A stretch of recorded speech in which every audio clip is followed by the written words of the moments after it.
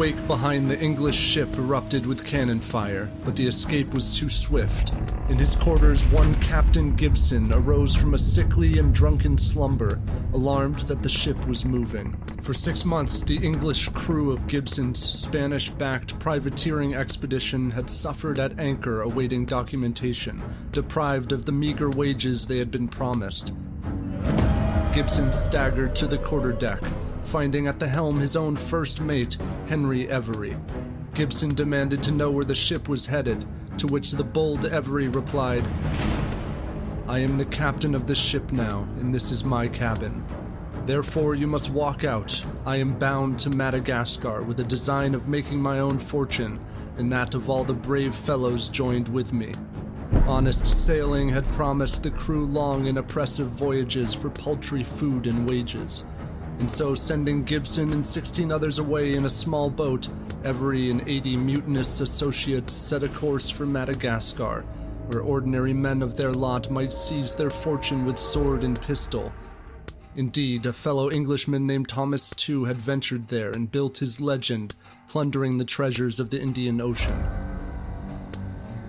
Rechristening their ship, the Fancy, the pirates sailed first to the tropical waters of Cape Verde to procure provisions. There, Captain Every raided 3 English merchant vessels for salt beef and fish, and presented to their impoverished crews an apparently egalitarian arrangement. If they joined him, pirate code stipulated their loot should be divided in clear and fairly equal structures, and unjust captains could be voted out. Every's own power was checked by that of his quartermaster, Joseph Dawson. 9 of the English sailors came aboard, and soon the pirates cruised into the turquoise waters of West Africa. Captain Every knew this so-called slave coast well. After a stint in the Royal Navy, he had made a living here purchasing people from African chiefs, and often stealing those slave traders as well. Men and women had begged for mercy as Every shackled them below deck to starve and wallow in their own waste. Months later, he would haul out the survivors to be sold and to suffer the rest of their lives on plantations in the West Indies. Now, Henry Every returned to this coast under different pretenses. He raised the English flag at a verdant harbor, and a group of Guinean villagers soon paddled out and came aboard to trade. The pirates robbed them of their gold, placed them in chains, and stole them all into slavery.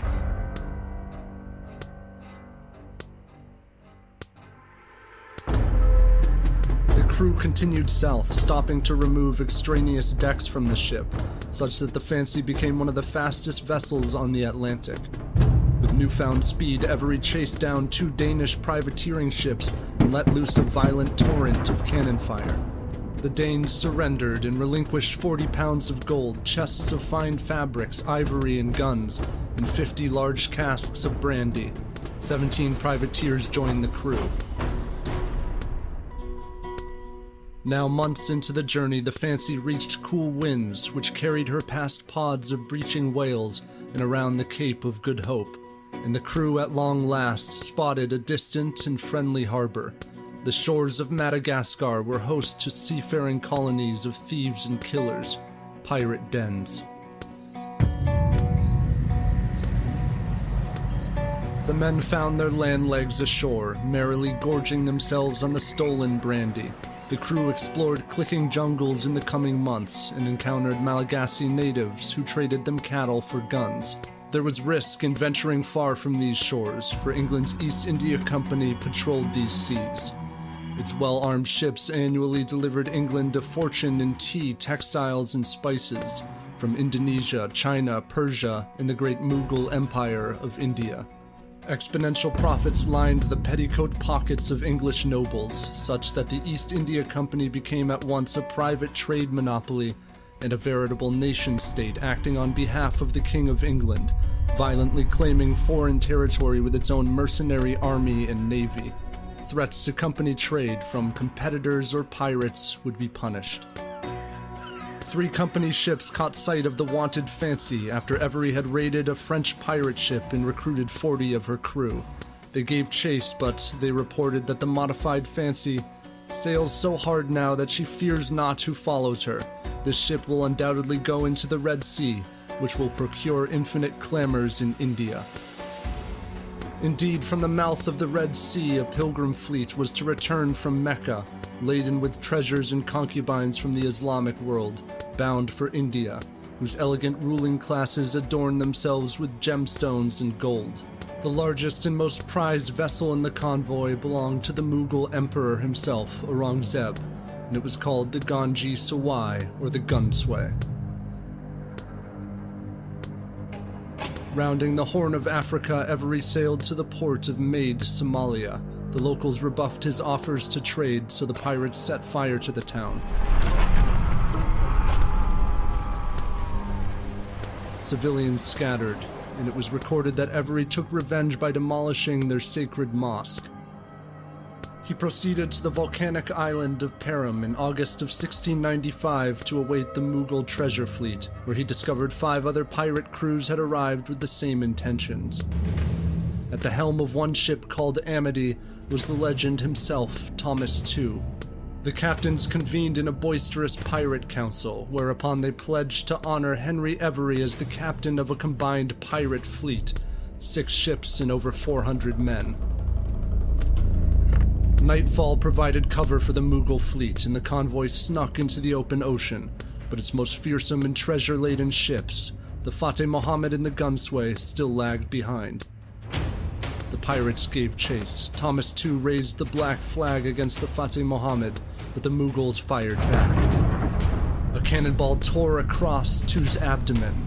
His innards spilled into his own hands, and he collapsed dead. The Fateh Mohammed imprisoned some of his crew and sailed on until, a few nights later, a black form appeared up ahead. The Fancy opened fire on the Fateh Mohammed, and after some resistance, the Mughals surrendered.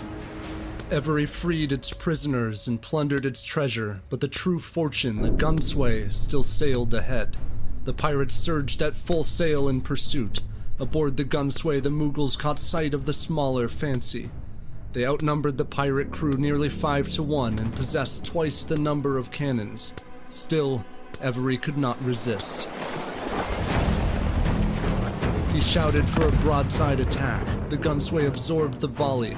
The Mughals prepared to return fire, but one of their cannons malfunctioned and exploded. Mangled gunners were pulled from the flames as Mughals scrambled on the main deck. Every launched another volley, and one fateful cannonball struck the main mast of the Gunsway. The rigging toppled and splintered as Every's ships pulled closer. Pirates began to scale the Gunsway from all sides. They charged through desperate plumes of gun smoke and wildly locked swords with the Mughal defenders. After hours of battle, the Gunsway capitulated. Every watched his pirates burn and torture Indian sailors until they confessed the location of all the treasure hidden aboard.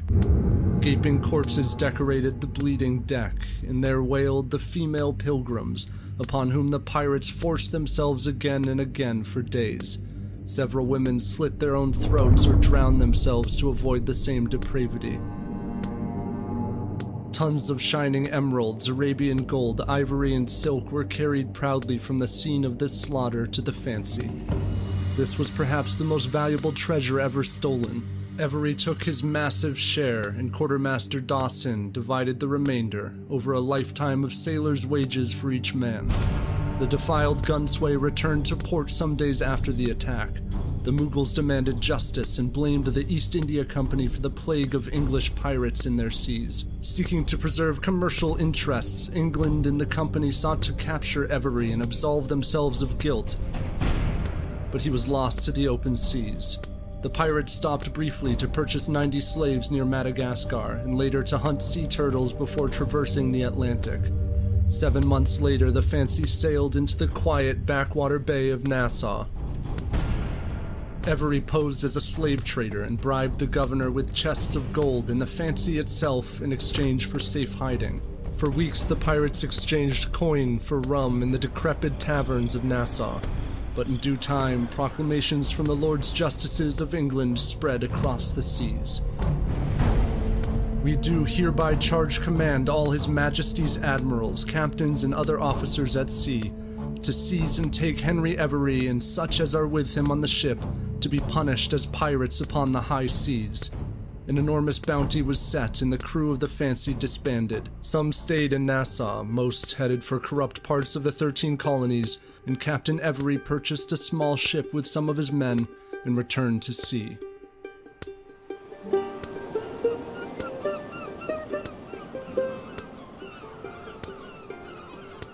It was later said that in the green fields of Ireland, Every broke from his crew. Told some he was going on to Scotland alone, others he told England. The fate of Henry Every became, in the coming years, a tale told on pirate decks, a sailor's story belted in shanty taverns or scrawled in the dubious pages of popular books. Some said Every squandered his wealth, or that he eloped with a Mughal princess, or that he now governed a free colony of pirates on Madagascar. Evidence for his whereabouts never came. The same year Every disappeared, Joseph Dawson and a handful of the crew who had returned to Britain were paraded to Execution Dock in London to answer for their crimes.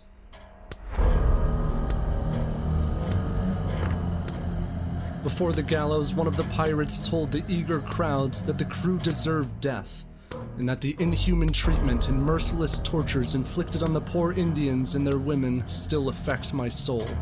It appeared to some that in their slaving and murder and molestation of innocents, the pirates had not betrayed some heroic code, but rather exposed those very bloated professions of libertine spirit as tawdry platitude, maritime atrocities styled as plucky resistance. They were all hanged, slowly strangled on short nooses. Their corpses were left to dangle in the tide and wither into ghoulish forms on the grey coast. And elsewhere, in some unseen corner of the world, was Henry Every, and his share of the treasure never found.